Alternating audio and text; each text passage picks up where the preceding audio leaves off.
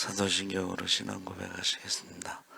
전능하사 천지를 만드신 하나님 아버지를 내가 믿사오며 그 외아들 우리 주 예수 그리스도를 믿사오니 이는 성령으로 잉태하사 동정녀 마리아에게 나시고 본디오 빌라도에게 고난을 받으사 십자가에 못 박혀 죽으시고 장사한 지 사흘 만에 죽은 자 가운데서 다시 살아나시며 하늘에 오르사 전능하신 하나님 우편에 앉아 계시다가 저희로서 산 자와 죽은 자를 심판하러 오시리라. 성령을 믿사오며 거룩한 공회와 성도가 서로 교통하는 것과 죄를 사하여 주시는 것과 몸이 다시 사는 것과 영원히 사는 것을 믿사옵나이다. 아멘. 찬송가 337장 찬송하시겠습니다.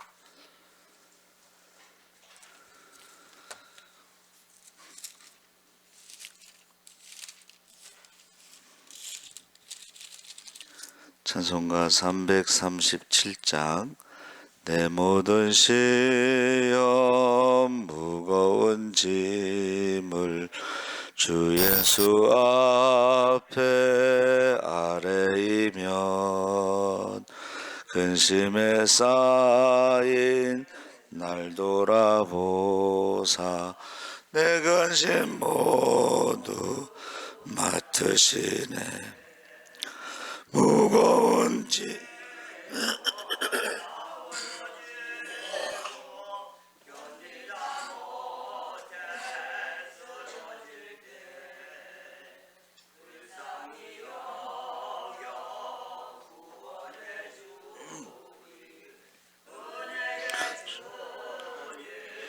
오직 예수 내 모든 괴로움 닥치는 환난 주 예수 앞에 아뢰이면 주께서 친히 날 구해 주사 넓으신 사랑 베푸시네.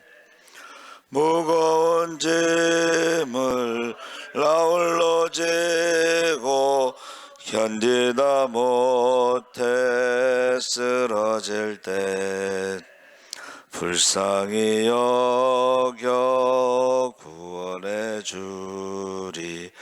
은혜의 주님 오직 예수. 내 짐이 점점 무거워질 때 주 예수 앞에 아뢰이면 주께서 친히 날 구해 주사 내 대신 짐을 져주시네. 무거운 짐을 나홀로 지고 견디다 못해 쓰러질 때 불쌍히 여겨 구원해 주리. 은혜의 주님 오직 예수. 마음의 시험 무서운 죄를 주 예수 앞에 아뢰이면 예수는 나의 능력이 되사 세상을 이길 힘 주시네. 무거운 짐을 나홀로 지고 견디다 못해 쓰러질 때 불쌍히 여겨 구원해 주리. 은혜의 주님 오직 예수. 아멘. 하나님 말씀은 베드로전서 4장 1절에서 6절까지 함께 읽겠습니다. 381쪽에 있습니다.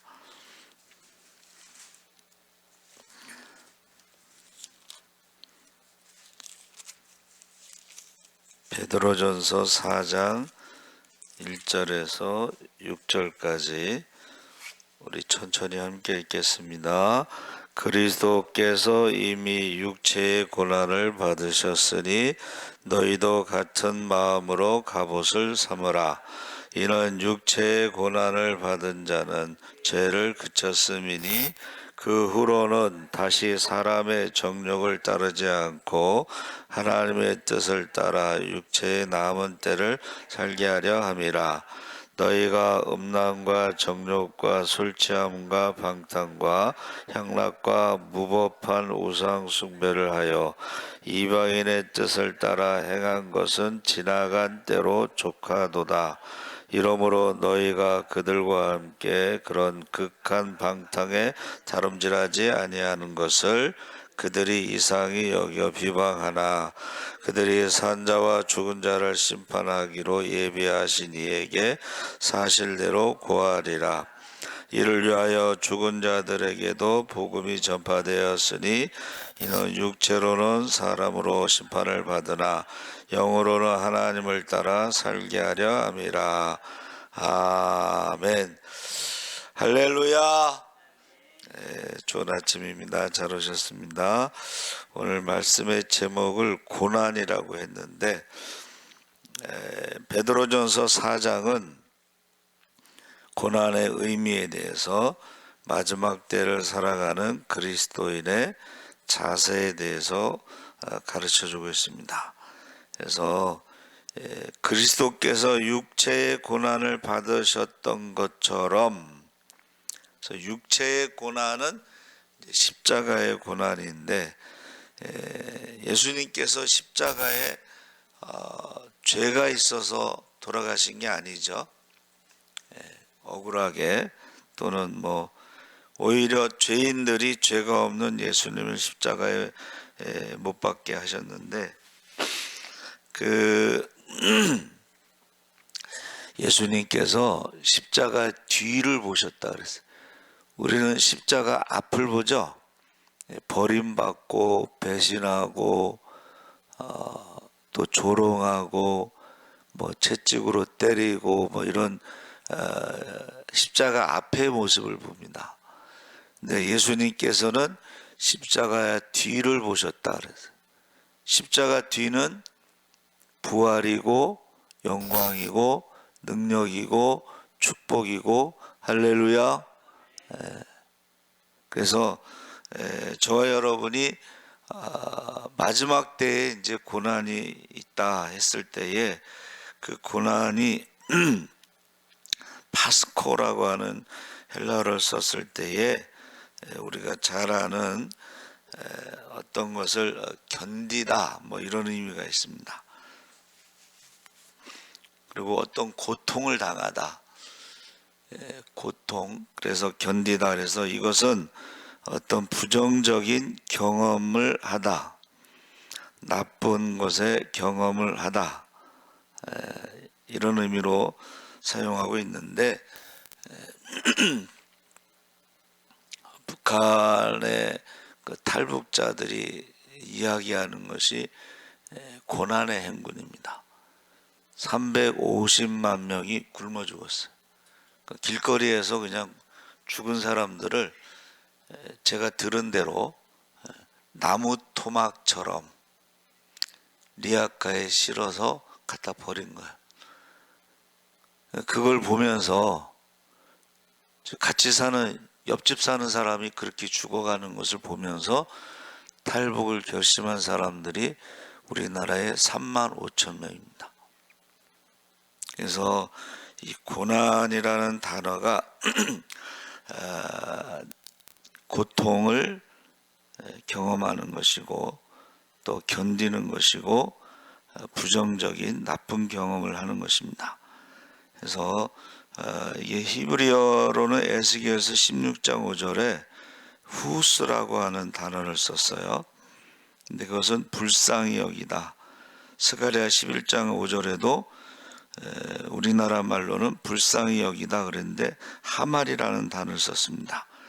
그 후스하고 하말은 울타리, 버팀대, 관계, 말씀, 교육 이런 단어가 합쳐졌는데 이 말씀의 울타리를 벗어난 것이 고난입니다.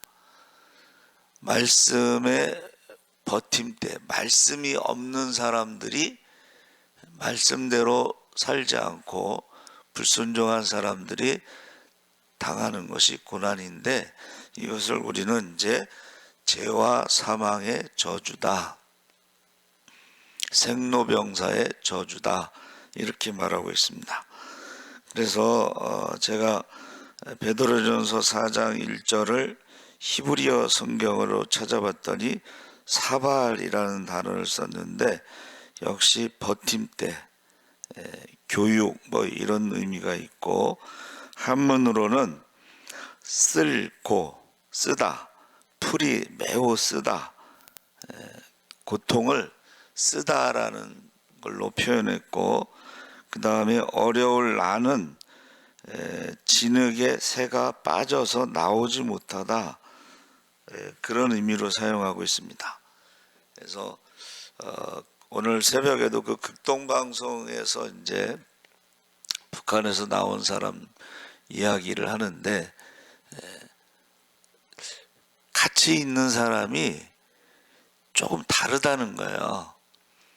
좀 어려움이 있으면 사람이 괴로워해야 되는데 이 사람은 괴로워하지 않고 조금 다르다는 걸 느꼈는데, 시간이 지나서 그가 이제 복음을 전한 거예요.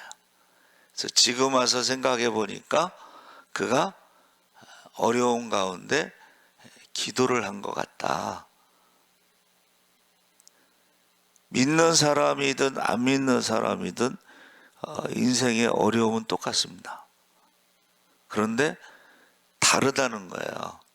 그러면서 이제 그 여자가 이제 뭐라 그랬냐면, 좀 빨리 복음을 전해줬으면 자기가 고난의 시간이 좀 짧아졌을 텐데, 이제 그 MC가 이제 그 복음을 전하는 때가 있는 것 같다. 때가 있는 것 같다. 준비가 안 됐을 때 복음을 전하면 이제 안 받아들이겠죠. 근데 그 고난의 행군이라는 것이 많은 사람들이 뭔가 길을 찾는다. 그래서 이제 마지막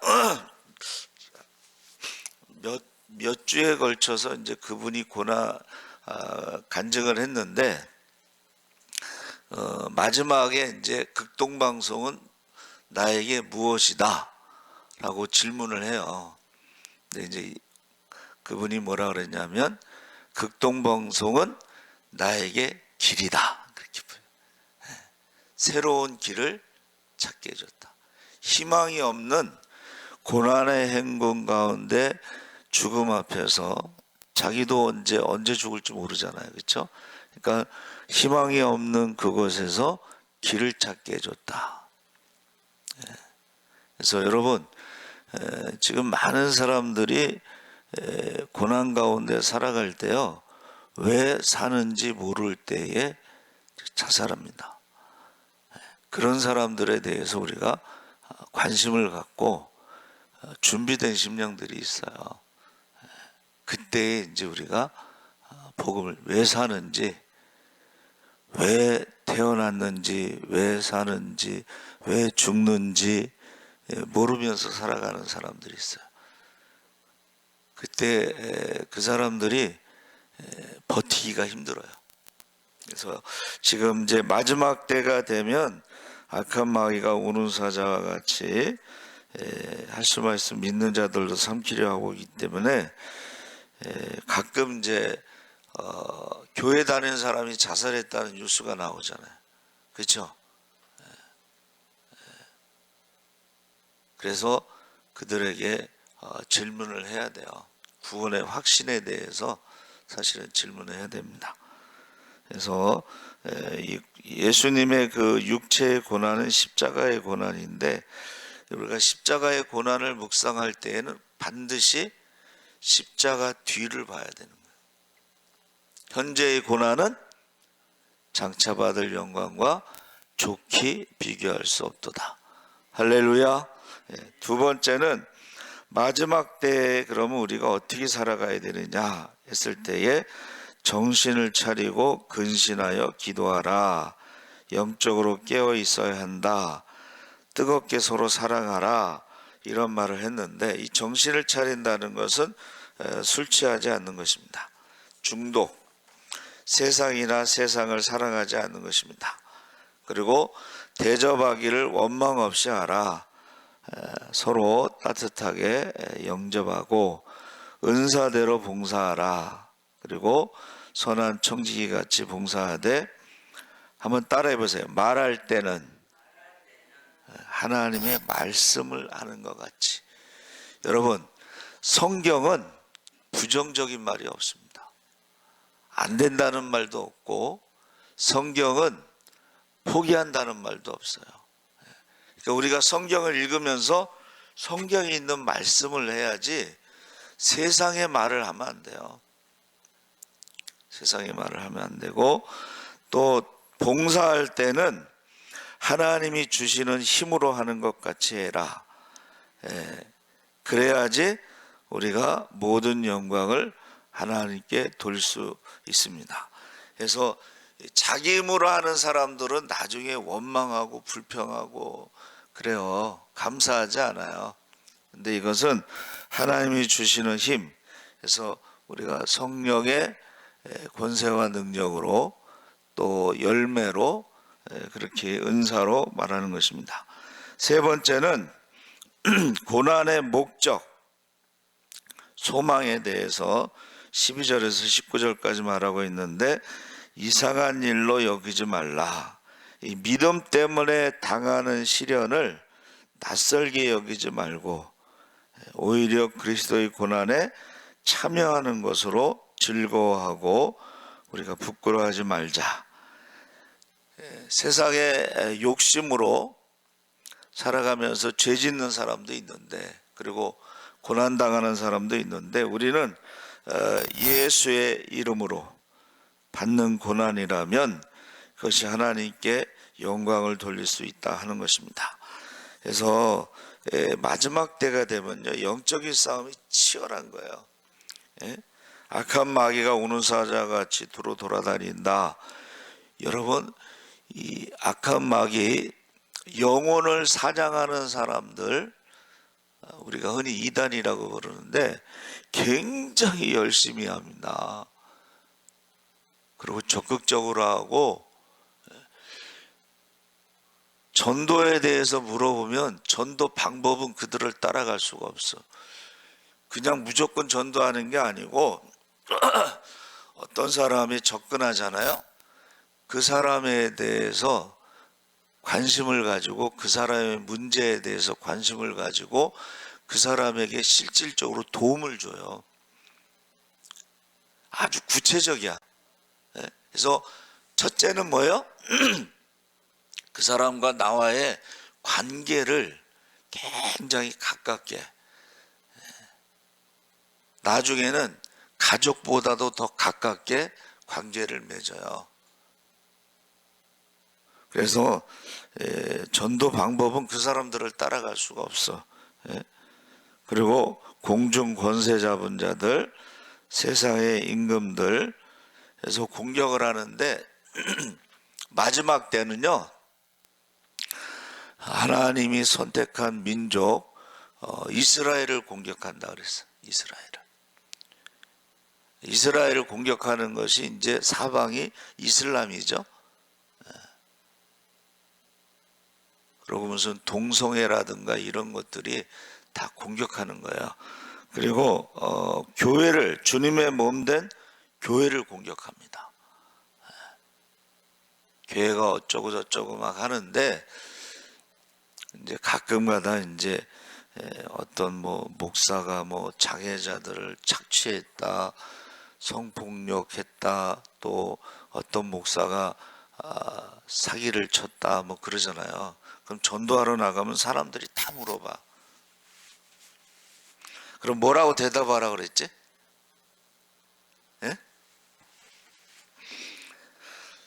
사기를 치기 가장 좋은 거야 목사 사칭을 하는 건데, 가짜 목사가 많으니까는 전도하러 나가서 사람들이 막 공격할 때 뭐라 그러냐면, 목사가 사기친 게 아니고 사기꾼이 목사가 된 거라는. 잘 생각해 보세요. 목사가 사기친 게 아니고 사기꾼이 목사가 된 거예요. 그래서 저희 처가 쪽으로 이제 어느 날 갑자기 교회를 열심히 다니는 거야. 그래서 이제 너무 놀래가지고 이제 어떻게 해서 교회를 다니게 됐냐 그랬더니, 그 아들이 둘이 이제 초등학생이 있었는데 여름 성경학교 때 교회를 간 거예요. 근데 그 교회 목사님이 장애자들을 돌보고 있다. 거기에 이제 감동을 받아서 갔어. 근데 나중에 알고 봤더니 이 사기꾼이야. 그래가지고 은평구 개발할 때에 거기 아파트가 2개가 이제 미분양이 있는데 싼 값에 주겠다고 사기를 쳐가지고 자기 그 친정 식구들 오빠들 돈 해갖고 그거를 분양을 받은 건데 그게 사기야. 그러면 교회를 다니겠어요? 안 다니겠어요? 교회 안 다니지. 근데 우리 입장에서는 참 전도는 해야 되겠는데 그렇게 상처받아가지고, 그래서 사기를 당한다는. 두 번째는 시험에 드는 이유가 하나님의 말씀을 모르니까. 그냥 그 아이들을 통해서 장애자를 돌본다는 것에 속아가지고 사기를 당한 거예요. 말씀을 모르니까. 쉽게 말하면 교회를 다녔어도 믿음이 없으니까는 이게 상처를 받고서 이제 교회를 안 다니고 있는 거예요. 그래서 저와 여러분은 고난을 당하는 것은 우리는 어떻게 해요? 그리스도의 고난에 참여하는 것이다. 예수님도 억울하게 고난을 당하셨으니까 그리스도의 고난에 참여하는 것으로 우리가 하나님의 영광을 드러내는 것이다. 그래서 하나님이 뜻대로 받는 고난이 있어요. 그렇죠? 하나님이 지금은 이해할 수 없는 고난이 있어요. 근데 나중에는 그것을 하나님이 알려주시지. 저는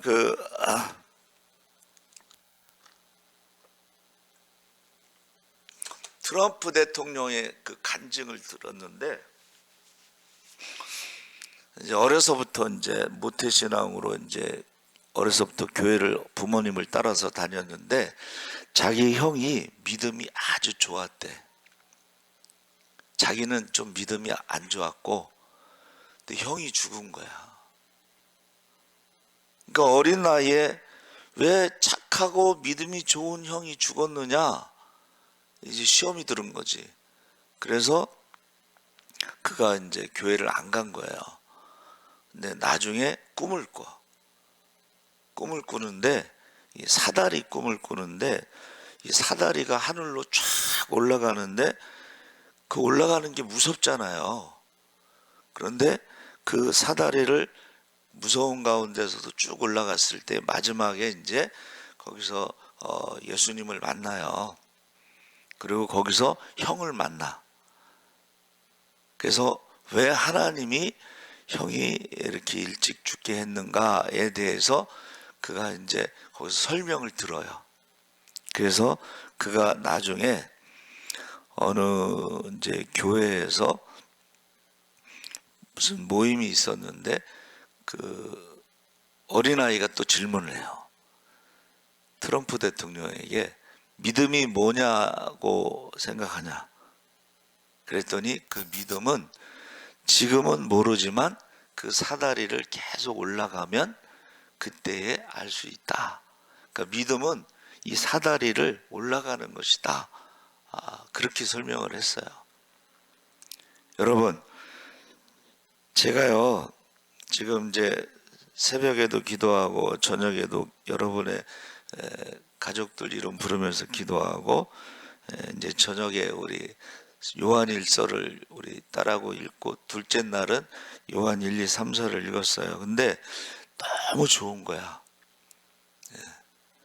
그래서 이 만약에 지금 365일 중에 18일서부터 읽었으니까 348일 정도 성경을 읽으면 저는 작품이 나온다고 저는 생각을 하는데, 우리 제가 11시 예배에 뭐라 그러냐면 인생이 어떤 이야기 스토리가 있어야지 성공한다. 모든 직업에 목사뿐만이 아니라, 그래서 뭐 대표적으로 저는 기억나는 게 청년의사 이수연. 그 젊은 나이에 죽었지만 사람들이 그를 작은 예수라고 불렀다고 그랬죠. 또 우리 그 교도소장 있죠. 교도소에 그 공무원들이 많은데 그 중에서도 사형수 전도자 박효진 장로님, 사형수 전도하는. 그러니까 이런, 제가 말하는 게 뭐냐면 똑같은 직업인데 거기 앞에 하나 붙는 게 있어야 된다는 거예요. 인생에, 우리 믿음에. 사형수 전도자 박효진 장로님. 하나님이 고치지 못할 사람은 없다. 그 책 한번 읽어보시면 좋겠고, 그리고 서울대 의대 수석으로 졸업한 원종수, 제가 처음에 들을 때는 집사였어요. 근데 그가 새벽 기도를 하나 봐. 새벽 기도 하루 빠지면 막 회개를 하는 거야. 집사가 새벽 기도 하루 빠졌다고. 그러다가 조금 있다 권사가 되고 장로가 되고 지금 목사가 됐어요. 서울대 의대 수석. 시험 볼 때는 책이 넘어간대. 그 사람은 오픈 테스트를 하는 거야. 그러니까 수석이지. 믿거나 말거나 뭐 자기의 간증이니까. 그렇죠? 그래서 스토리. 여러분, 우리가 신앙생활 할 때 기도하고 응답받든가 아니면 삶에 있어서 어떤 그런 다른 사람과 다른 뭔가가 있으면 좋겠다. 우리 지소란 전사님은 40년 동안 섬기던 교회 은퇴하시고 작은 교회 와서 봉사하시고 전도하고 선교하는데 올인하시는 거예요. 지금 우리 교회에서 하는 선교비가 얼마냐? 30만 원, 20만 원, 20만 원 그러면 70만 원이죠. 교회에서 하는 게 70만 원이에요. 그리고 우리 집에서 개인적으로 하는 게 30만 원이면 100만 원이죠. 우리 지소란 전사님이 40만 원이에요. 개인적으로. 그러니까 뭔가 스토리가 있어야 된다는 거예요. 자, 마지막 때에, 고난의 때에 저와 여러분이 뭔가 스토리 있는 인생을 사시기 바랍니다. 똑같은 의사라도, 똑같은 교도소 공무원이라도, 똑같은 목사라도, 목사가 얼마나 많아, 그렇죠?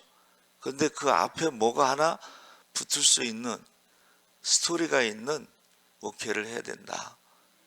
저는 이제 개인적으로는 전도 열심히 했었는데 지금 몸이 좀 안 좋아서 열심히는 못하는데 유튜브 계속 말씀 보내고, 그리고 또 개인적으로 이렇게 설교를, 저는 한문 설교를 저의 어떤 그런 트레이드 마크로 그렇게 하고, 그리고 재림 설교를 제일 많이 합니다. 재림 설교, 전도 설교. 그래서 뭔가 스토리가 있는 그런 삶을 사시기를 바랍니다. 아멘. 하나님 아버지 감사합니다. 마지막 때 고난의 시간에 우리가 어떻게 살아갈 것인가, 어떤 믿음으로 살아갈 것인가, 우리가 이야기가 있는 삶을, 간증이 있는 삶을 살아가게 하여 주시옵소서. 특별히 먼저 그의 나라와 그 일을 구할 때 맡겨진 영혼들 한 영혼도 빼앗기지 않도록 이름을 부르며 밤낮으로 기도할 때 그 이름이 생명책에 기록되게 하여 주시옵소서. 성령 충만, 말씀 충만, 기적의 주인공, 축복의 주인공, 하나님께 영광, 기쁨이 충만